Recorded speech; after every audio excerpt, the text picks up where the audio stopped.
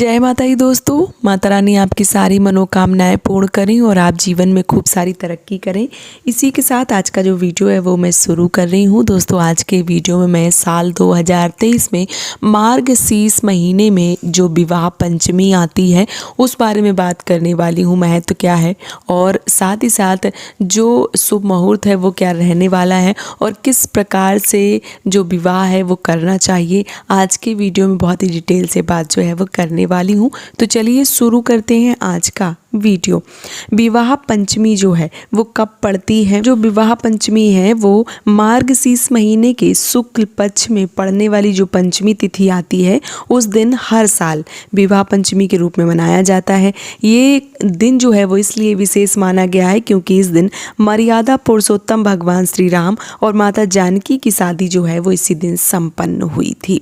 इस साल ये जो तिथि है वो 17 नवंबर को साल 2023 में पड़ रही है। इस पावन अवसर पर पूरी विधिवत तरीके से आप श्री राम और माता जानकी की, माता सीता की विधिवत पूजा कर सकती हैं। इससे वैवाहिक जीवन में आ रही समस्याएं दूर हो जाती हैं। हालांकि इस तिथि पर कोई भी विवाह जो है वो नहीं होता है। मान लीजिए बहुत सारे लोगों के मन में ये आएगा कि सीताराम जी ने इसी दिन शादी करी थी तो मैं भी इसी दिन शादी करूं, तो ये करना असंभव है क्योंकि ऐसा माना गया है कि मर्यादा पुरुषोत्तम भगवान श्री राम और माता जानकी का विवाह इस दिन हुआ था। उनको 14 वर्ष का वनवास जो है वो भी मिला था। इसलिए किसी भी मानव जाति को इस दिन विवाह करने का जो शुभ संकेत है वो नहीं दिया जाता है। इसलिए इस दिन विवाह जो है वो भूलकर नहीं करना चाहिए। अगर मैं एक नज़र मुहूर्त पर डालूं तो विवाह पंचमी का जो उत्सव है वो 17 दिसंबर को रविवार को जो है वो मनाया जाएगा क्योंकि इसकी जो शुरुआत है वो 16 दिसंबर को रात्रि को 8 बजे हो रही है और इसका जो समापन है वो 17 दिसंबर को शाम को 5:33 पे हो रहा है। इसलिए इसका जो उदया तिथि के हिसाब से इसकी मान्यता जो है वो 17 दिसंबर को ही पड़ रही है। तो 17 दिसंबर को ही जो विवाह पंचमी है वो मनाया जाएगा। अगर मैं महत्व के बारे में एक नज़र डालूं तो विवाह पंचमी पर राम सीता के जो मंदिर होते हैं उनका भव्य उत्सव मनाया जाता है। धूमधाम से भगवान श्री राम और माता जानकी के विवाह की वर्षगांठ मनाई जाती है। अयोध्या में भी इस दिन बहुत ही ज़्यादा हर्षोल्लास मनाया जाता है।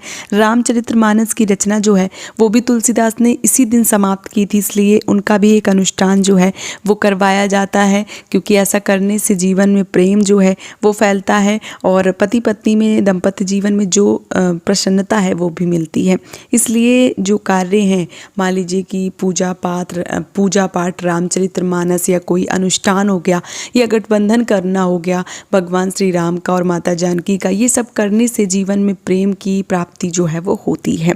अगर मैं बात करूं कि इस दिन और क्या करना चाहिए जिससे पति पत्नी में प्रेम हो, तो इस दिन माता सीता और जो भगवान मर्यादा पुरुषोत्तम भगवान श्री राम हैं उनकी विवाह का संकल्प करें और किसी मंदिर में जाके उनका गठबंधन करें, विवाह करवाएं शुभ मुहूर्त पे और जो उनकी प्रतिमाएं हैं उन पर पुष्प चढ़ाएं, माला चढ़ाएं। साथ ही साथ अगर जैसे किसी की शादी में देरी हो रही है या जो भी कुंवारी कन्याएं हैं उनको सुयोग वर नहीं मिल रहा है तो उसके लिए इस मंत्र का 108 बार जाप करना चाहिए। मंत्र क्या है? ओम जानकी वल्लभाय नमः। इस मंत्र का जाप करना चाहिए और इस मंत्र का जाप करने से भी जीवन में जो भी पति पत्नी के बीच में आ रही समस्याएं हैं वो भी समाप्त हो जाती हैं।